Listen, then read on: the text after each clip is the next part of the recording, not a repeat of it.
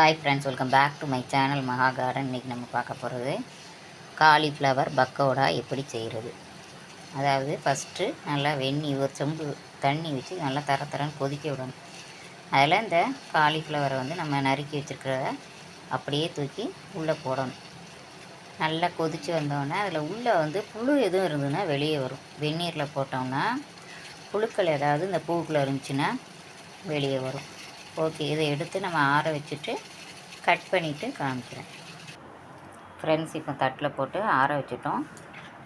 இனிமேல் நம்ம இந்த தண்டு இருக்குல்ல, இந்த தண்டை எடுத்துகிட்டு இந்த பூவை குட்டி குட்டியாக பிச்சு போட்டுட்டு மசாலா போட்டு கலக்குவோம் ஃப்ரெண்ட்ஸ். நம்ம இப்போ அந்த தண்டை மட்டும் நறுக்கிட்டு பொடி பொடியாக வெட்டி வச்சுருக்கோம். கத்தியால் பொடி பொடியாக வெட்டி வச்சுருக்கோம். இனிமேல் இதோட மசாலாவை சேர்க்கணும் ஃப்ரெண்ட்ஸ். இப்போ இதோட கொஞ்சம் கடலை மாவு ஆட் பண்ணிக்கிறோம். அது மேலேயே போட்டு அந்த ஈரத்துலேயே இப்போ செஞ்சிடலாம்.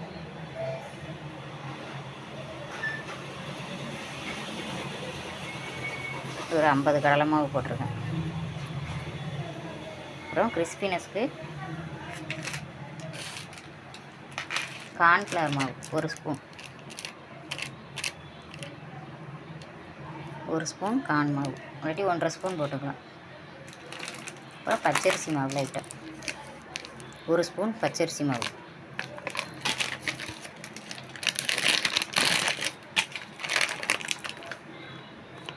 ஒரு ஸ்பூன் பச்சரிசி மாவு,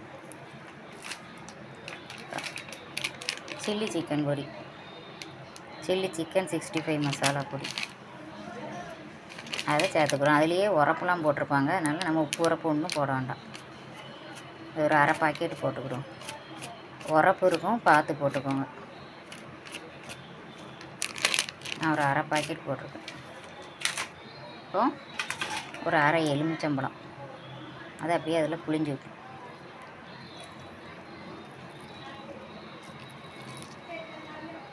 உப்பு வேணும்னா போட்டுக்கலாம். பிசைஞ்சு பார்த்துக்கிடும். தண்ணிலாம் சேர்க்க வேண்டாம், இது வச்சே பிசைவோம் ஃப்ரெண்ட்ஸ். இங்கே பாருங்கள், லைட்டாக தண்ணி தெளிச்சிருக்கேன். ஏன்னா இந்த மாவு இதில் ஒட்டணும்ல, அதனால் தண்ணி தெளித்து பிசைஞ்சிருக்கேன்.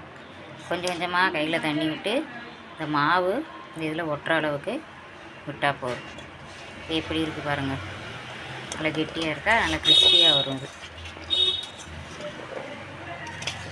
போட்டுட்டு காமிக்கும். இந்த அளவுக்கு பிசைஞ்சிக்கோங்க, கெட்டியாக வர அளவுக்கு. ரொம்ப தண்ணி விடக்கூடாது, இந்த மாவு இதில் ஒட்டணும். அந்த அளவுக்கு நம்ம லைட்டாக தண்ணி தெளித்து பிசைஞ்சால் போதும் ஃப்ரெண்ட்ஸ். இப்போ இதில் என்னெல்லாம் சேர்த்துருக்கோன்னா கடலை மாவு ஒரு 50 கடலை மாவு, பச்சரிசி மாவு 1 ஸ்பூன், இது கார்ன்ஃப்ளவர் மாவு 1.5 ஸ்பூன், சிக்கன் சில்லி பொடி 65 பொடி ஒரு அரை பாக்கெட் சேர்த்துருக்கேன். உப்புலாம் அதிலே இருக்கும், சேர்க்க வேண்டாம். உப்பு காரம்லாம் அதிலே இருக்கும். ஒரு அரை எலுமிச்சம்பழம் விட்டுக்கிறோம். இப்போ எண்ணெய் வச்சுருக்கு, காஞ்சோடனே இதை போடுவோம் ஃப்ரெண்ட்ஸ். இப்போ எண்ணெய் காய ஆரம்பிச்சிருச்சு. இந்த கொதி வருது பாருங்கள், ஆவி வருதா. இந்த ஸ்டேஜில் நம்ம அப்படியே உதுத்து போட்டுக்கிறோம்.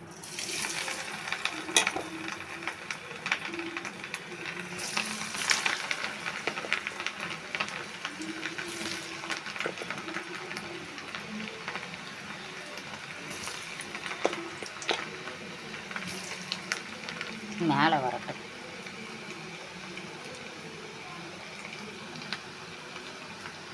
அடுப்பை மீடியம் ஃப்ளேமில் வச்சா போதும், கறிகிரும்.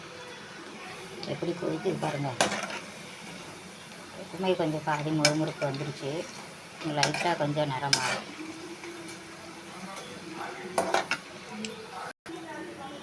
எடுத்தாச்சு ஃப்ரெண்ட்ஸ். முதல்ல போட்ட இதை எடுத்தாச்சு. எப்படி சவுண்டு கட்டி பாருங்கள், முறுமுறுன்னு இருக்குன்னு அர்த்தம்.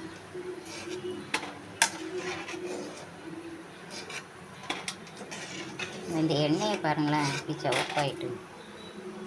தோசைக்கு தான் ஊற்றி காலி பண்ணணும். சுவையான காலிஃப்ளவர் பக்கோடா ரெடி.